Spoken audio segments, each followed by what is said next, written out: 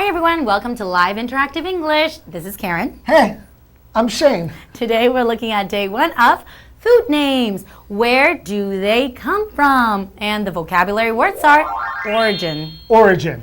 There are many theories that try to explain the origin of life. Interrupt. Interrupt. Please don't interrupt me while I'm thinking.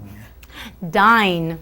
Dine. We dined on food left over from yesterday's lunch. Slice. Slice. Would you like a slice of the cherry pie I made? Decade. Decade. The last time I saw Albert was more than a decade ago. Shane. Food. Names. That's my favorite topic. I love talking about food. But today we're talking about food names. Yes. Where do a lot of how you never think about that, right? Where do the names come Yeah, from? why is something called what it's called? That's right. I love eating, but I never looked into why. I never looked into the stories. So today we have a couple of examples, right? Exactly. First one is sandwich. Sandwich. How does sandwich got its name sandwich? Well, there was this guy, and he was an earl, which just means like a very important person. And where he lived, the area was called Sandwich. Okay. And he really enjoyed eating meat in between bread. That's right, because I think while he was playing like cards or Right. games, he doesn't want to, spend the time and use fork and knife Because he wants to keep playing cards and while eating at the same time. right. And so eventually they named the sandwich after him. That's right. So that's why we have the name sandwich. And have you ever tried Earl Grey tea? Of course I have. This was also named after another. Earl. That's right. Earl Grey tea. Wow. But you like it too, right? So why are these things all named after earls? I don't know, maybe because they're important. I know another one though. Okay, tell me another one. Hamburger. Do you know why a hamburger is called a hamburger? Why is a hamburger called a hamburger, It's Shane? named after a city in Germany. Hamburg, Germany. That sounds like hamburger. Yeah. Hamburg, Germany, hamburger. So it's from Germany. Yeah. Oh, wow, that's really, really interesting. Yeah. I never knew that. Okay, I guess we should look more into these I food think it's names. interesting. I really want to just go and Google and find out a bunch of interesting facts now. I know, like pizza or like spaghetti. How did they get their names? I don't know. Okay, let's do that then. Let's Google and find out. Enjoy. Enjoy. Food names. Where do they come from? Some foods and drinks are so common today that we may not think much about them. However, interesting stories exist behind the origins and names of certain foods and drinks. Here are some stories to work up your appetite. Welcome to Live Interactive English Magazine. Today we have an article for you. It's called Food Names. Where do they come from? And this is day 1 reading this article.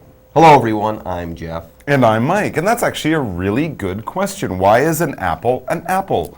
Was an orange orange because it's orange, or is the color orange orange because oranges are orange? Yeah, why wouldn't they call an apple a red then? Or a green? So True. confusing. Or Oh, a very banana. confusing. A banana could be a green, a yellow, or a black, depending on when you shouldn't eat you black don't want it, bananas, but though. they Yeah, can it's- be, can't they? It's true. Anyways, yes, so let's figure out where Yes. these food names come from, although I don't think we'll be covering apple, orange, or banana Next today. month, maybe. Possibly. Anyways, our article begins by saying, some foods and drinks are so common today that we may not think much about them. That's true. I've never thought about where the name Coca-Cola comes from, even though pretty much every day I drink a Coca-Cola, and pretty much everywhere I go I see Coca-Cola. It's true, absolutely. However, as the article says, interesting stories exist behind the origins and names of certain foods and drinks. All right, so there are interesting stories that we can learn a little bit about the food, the history, or the origin of the food. When we talk about origins of things, we're often talking about the history, Yes. where it started. Okay, the origin is where it starts. So, for example, a chicken, the origin of the chicken is the egg. Yeah. You want to know where that thing came from. That's you right. want to know where it began. You want to know about its beginnings. You want to know how it came to be, so on, so forth. We're talking about the origin. For example, there are many theories that try to explain the origin of life, right? In certain religions, they have a story about God creating the earth. Their scientists will tell us that it was, in the Big Bang or DNA, first happening billions of years ago. But these are stories of the beginnings or the origins of something. Exactly. Where did life come from? That's a very good question. And if you want to look into that, there are many, many different theories. So giddy up and get reading. Anyways, we've got one more sentence to read before we take a short break. It says, here are some stories to work up your appetite. Oh. So we're going to read these stories, learn about where the names of foods came from, the origins of these names. Yeah. And it's going to make us hungry. It's going to work up our appetite. Our Sounds appetite great. for So hunger. maybe we're going to eat the foods that we read about. I was thinking maybe they were talking about an appetite for knowledge. We'll be hungry for more knowledge. Oh my gosh, this article is working on so many It different is. levels. It's gosh. real brain food. It's Let's take a Pretty break. good, We'll all take a right. break. We'll come back. 哇哦 ，Hello， 大家好，我是 Henny。今天的文章是关于美食背后的命名故事，很有意思哦。就像麦克老师举的柳橙的例子，是因为它的颜色是橙色，才帮这个水果命名为 orange， 还是说橙色的英文是来自这种水果呢？好，那文章的一开始就提到说，现在有一些食物跟饮料非常的普遍，以至于我们可能不会对它想太多。但是啊，某一些食物跟饮料，它们起源跟名字背后存在一些有趣的故事哦。接下来课文里面就会有一些故事，可以让你增进食欲哦。先来看看 origin 这个字，它表示起源、来源，那它是名词，而 appetite 是胃口、食欲。Work up one's appetite 或是 work up an appetite 就表示增进某人的食欲。好，接着回到课文中。Food names. Where do they come from? The sandwich has been around for centuries, but it got its name in the mid-1700s in England. It was named after John Montague, the Earl of Sandwich. The Earl liked to play cards, and he hated to be interrupted by meals. Therefore, while he played, he dined on meat stuck between slices of bread. This eating method got rid of the need to use forks and knives.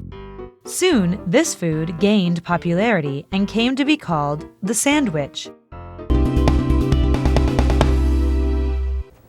food names. Food names. Where do they come from? Well, I guess some of them you can kind of guess. I was thinking of pancake. Pancakes, right? Oh, it's a cake you make in It's a a pan. cake and you make it in a pan. It's a pancake, all right? I think that one's not too hard, but hot dog is one that I've heard a few different stories about, a few different origin stories. Where did hot dogs come from? We don't really know. And another good one is the first one we have in our article. The sandwich. It says the sandwich, of course, has been around for centuries. I guess you didn't have to be a great cook or food scientist to think that bread with meat and bread would be, an easy and fast way to eat food. But actually, it got the name sandwich, it says, during the mid-1700s in England. Yes. So people might have been eating something like that before, but it was only in the mid-1700s that they got actually the name. the name on it. Yeah. And yes, this name has nothing to do with sand. No. Okay? It was named after a person called John Montague, who happened to be the Earl of Sandwich. Yes, his name John Montague, the Earl of Sandwich. When we say the Earl, we're talking about someone who's in the nobility. Yes. He's a duke, a baron, or an earl, something like that. He's a part of the noble class, so to speak. Probably hangs out with the queen and the king and the princes and Absolutely. plays polo. None of the hoi polloi, only the best of society, only the blue bloods. Anyways, Okay. this Earl, you see, he liked to play cards. Oh yeah, many gentlemen back then would play cards in the evening. Sure. Oh yeah, and he Common game. hated to be interrupted by meals. So he wanted to keep playing cards. He didn't want to have to stop and eat. And back then, if you were an earl, dining was a really big thing. It's true, You it had would to take put on hours. special clothes, Yeah. and you'd have 10 forks and 10 spoons and 18 knives, And imagine 45 trying to- courses. Imagine oh my God. holding your knife and fork while also keeping your cards secret from your friends. It would be impossible. Impossible. So You anyway, could only eat soup. that's true. Or a sandwich. Anyways, yes, he hated being interrupted by meals. Now, if you're interrupted, someone has kept you from doing what you want to do. Okay. You see, right now I was working on a task, or I was doing a piece.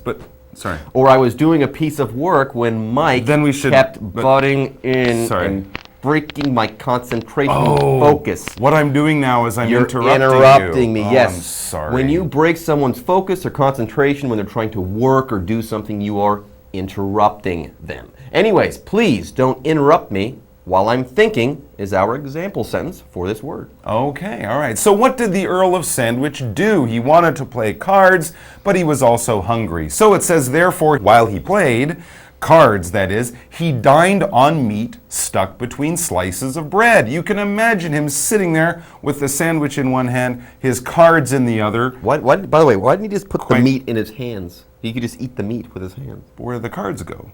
Well, he uses the cards. Instead of having the sandwich with the 2 pieces of bread, he could just put the meat in his hand. Oh, I see. But probably because he couldn't get enough food that way, and the bread would stop the meat juice from like dripping all over the table. The idea here is that if you just have meat in your hands, that's gross. A bunch of grease and oil is going to get all over your hands, and then no one is going to want to play cards with you. No. But the bread on the outside of the meat, it keeps things nice and dry, and it's also kind of delicious. Absolutely. And when you're eating or dining, you want to have good manners, right? Exactly. To dine is just basically to eat. We often use it in a slightly more formal kind of way. You wouldn't say, I'm going to dine on some popcorn at the movie theater. No. But you would dine on a fancy dinner in a nice restaurant or something like that. For example, we dined on food left over from yesterday's lunch. And in this case, the Earl was dining on meat with 2 slices of bread. What is a slice? A slice of bread is a piece of bread that has been cut from a loaf of bread. A loaf is a large block of bread. When you slice a piece of bread, you make a thin cut of a piece of bread from that loaf of bread. And in this case, you can make a sandwich from slices of bread. Delicious. Anyways, for example, would you like a slice of the cherry pie I made? Here, a piece of that pie is called a slice of that pie. You can also have a slice of pizza. A slice of pizza would be a good snack too. Now, of course, this method of eating a sandwich, the meat with the bread, it got rid of the need to use knives and forks. You didn't have to cut anything. So soon, this food gained popularity and came to be called the sandwich. There you go. How about that? Anyways, with that, folks, we are running out of time here. So let's take a short break, but don't go away. We'll be right back after this. 首先要介绍的是三明治的命名由来。这种食物已经存在好几个世纪了，但它的名字是从18世纪中叶的英格兰来的。它是以三明治伯爵 John Montagu 他的名字来命名的。那么 century 是100年、1世纪，所以 for centuries 就表示好几百年、好几世纪。那么伯爵的英文是 Earl Earl。那这一位伯爵很喜欢玩纸牌，他讨厌因为要吃饭用餐，然后就要中断纸牌游戏，所以他在玩牌的时候，他就吃面包片夹肉。这种吃法不需要用刀叉，那很快的这种食物就风行了起来，渐渐就被称为三明治。那这边有3个单字，第一个字是 interrupt， 它是动词，表示中断、打断。那第二个单字是 dine， 表示用餐，那它是比较正式的用法哦，通常是指比较高级的餐厅用餐才会用到 dine 这个字。那么 dine on something 就表示以什么什么为正餐。好，第3个单字是 slice， 表示切片、薄片。A slice of bread 就是指一片面包。好，接着回到课文中。Food names. Where do they come from? Decades later, another Earl gave his title and name to a popular drink, Earl Grey tea. According to one story, Earl Charles Grey, Britain's prime minister from 1830 to 1834, was given a package of orange-scented tea leaves. Grey later gave the tea recipe to a London tea company, which marketed the tea to the public with great success. During the break, I went downstairs, walked down the street, and went to Subway and got an excellent sandwich. Oh, okay. Right now I feel great. That's another type of sandwich, right? We call those submarine sandwiches. Yeah. Why are they called submarine sandwiches? Well, you don't make them out of a slice of bread. You actually take the loaf, which kind of looks like a submarine, and you cut that lengthwise. So no matter what, once you fill it with meat and whatnot, it still kind of looks like a submarine. It's not a great name, but It's pretty good. Yeah. It's not as good as just calling it a So sandwich. that's the sub in Subway. That's the sub in Submarine Subway. How sandwich. about that? Very cool. All right. Well, we're going to learn today in the second half about another famous, powerful, lordish English guy, the Earl Grey. Yeah, who gave his name to a food. And this time we're talking about a drink, not necessarily drink, yeah. a food. Now, decades later, Yeah. after this Earl of Sandwich character, another Earl gave his title and name to a popular drink, Earl Grey tea. Very By the way, popular English-style tea. it's very, very tasty, very aromatic tea. I like it. Anyways, what's a decade? A decade is just a period of 10 years. Okay. So when we see decades later, we're kind of thinking, 20, 30, 40 years. It's not really that important, but it was not many, many years, hundreds of years, just 30 or 40 years later. For the word decade, we could say the last time I saw Albert was more than a decade ago. So maybe like 12 or 15 years ago. Wow. Yeah. Anyways, according to one story, Earl Charles Grey, Okay. Britain's prime minister from 1830 to 1834, I didn't know that. was given a package of orange-scented tea leaves. Now, Grey later gave the tea recipe to a London tea company, which marketed the tea to the public with great success. I imagine they said, oh, we've got this orange-scented tea, and well, the prime minister loves it. The prime minister's name? Earl Grey, so hence Earl Grey tea. Exactly. I guess he was a popular prime minister. Yeah, if he hadn't been popular, I No. don't think anyone would have wanted to drink that. Probably not. They would have No. just dumped it in the garbage right away. And of course, tea does come in many different flavors, and some of these companies got quite clever and creative with it and gave us, the orange flavored teas like Earl Grey. A lot of people know of mint flavored teas or strawberry flavored teas and things like that. Of course, tea at that time was huge in England. I mean, it still is, but back at that time, tea was sort of the coolest thing to be drinking, and a lot of English people were looking for sort of different flavors from the normal Chinese teas that they were getting. So And hence Earl Grey tea. I wonder if he was made any born. money off of it, or he just gave it away because he's a nice guy. That's a good question. In fact, we have to take a break right now, but I'm going to go look that up on Wikipedia right now. But folks, you shouldn't go away. There's going to be more fun to come after our break. Jeff 老师他说的潜艇堡 submarine sandwich 这种三明治，它就不是用面包的薄片，而是用 loaf L-O-A-F loaf 一整块面包，它去夹内馅。好，那接着文章他就提到说，几十年后，另一位伯爵把他的头衔跟名字给了一种热门的饮料，也就是伯爵茶 Earl Grey Tea。好，那 decade 是指10年，所以 decades later 就表示数十年后。好，根据一个故事啊，有一个人送了一包有柳橙香味的茶叶给 Charles Grey 这位伯爵，那他在1830到1834年之间担任英国的首相。那之后 Grey 他就把这个茶的做法给了伦敦的一间茶公司，那间公司他就把这种茶行销给大众，然后大获成功。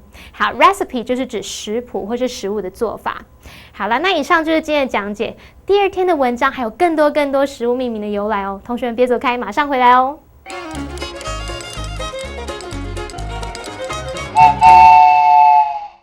Hello， 我是 Yvette， 又到了 Grammar Express。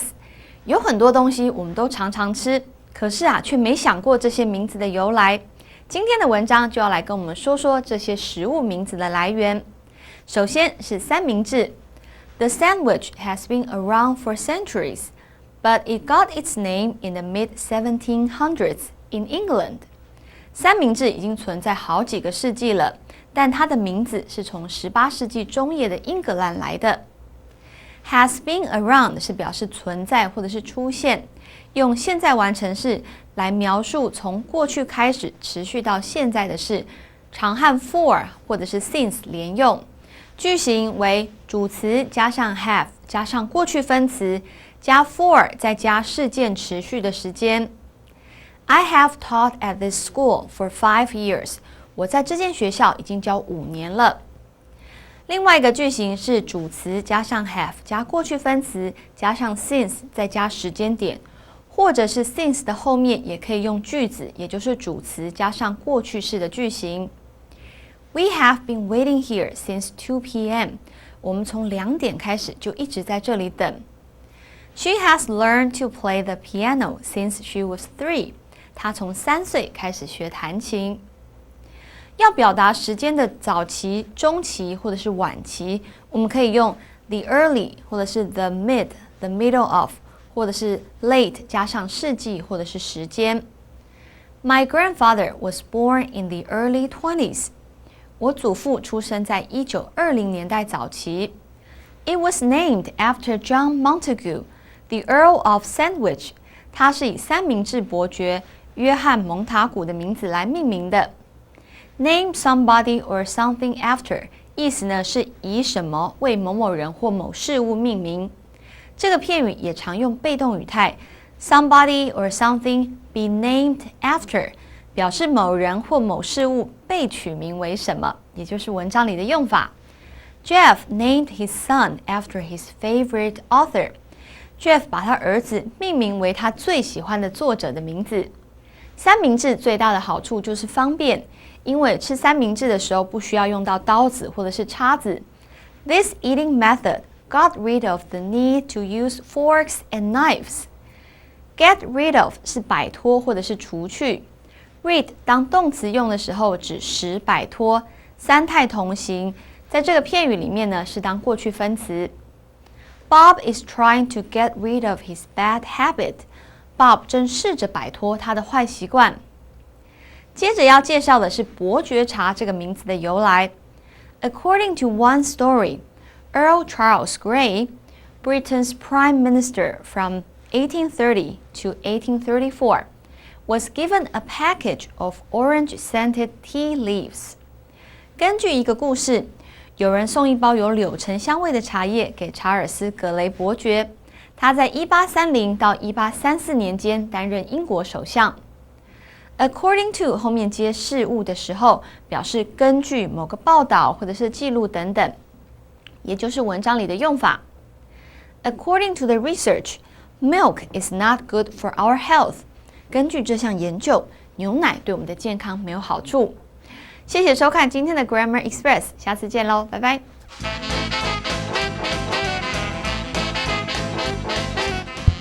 3, 2, 1, action! 话说，电影导演卡尔即将前往远东拍摄他的冒险电影，只不过还没有找到女主角。